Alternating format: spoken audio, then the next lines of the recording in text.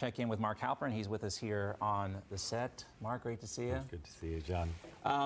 There's some speculation Kari Lake's going to make some sort of announcement. We don't know what it's going to be.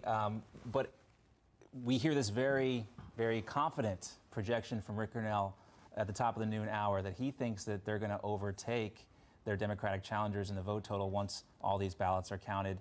Do you see any information that leads you to that same conclusion or an opposite conclusion? What do you see?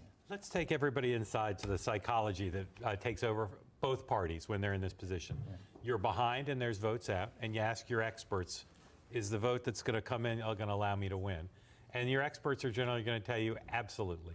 And so the psychology that takes over, remember, they're tired, they've poured their blood, sweat, and tears into this, they really want to win.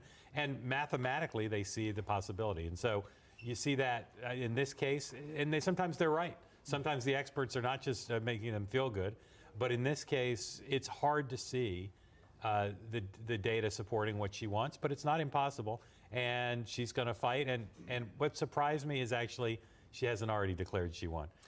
That would be more in line with the way she deals with public relations. And last night she could have declared she'd won, but we'll see what happens today. But maybe she's a little more confident today. The last thing I want to talk to you about too is you remember Sherman's March to the Sea? Yeah.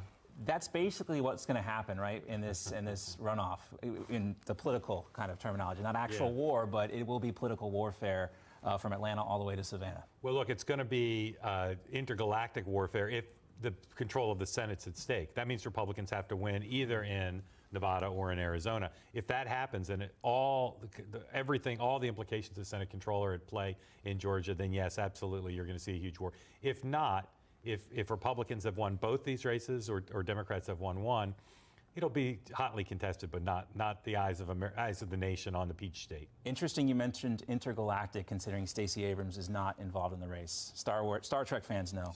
It still hovers over the whole thing. Right now, I think because we're talking about a December event, either way, the focus is on the two Western states, and then all eyes will turn to Georgia. Again, if it's not for Senate control, it'll be important, but not obviously decisive. Thank you, Mark. Thank you, John. Always great to see you. No crooked establishment. None of that twisting the truth. No talking down to me. Don't tell me how to think. Don't tell me how to think. Don't tell me how to think. I trust Newsmax. Newsmax. They don't tell me how to think. They let me decide. Newsmax. Real news For real people.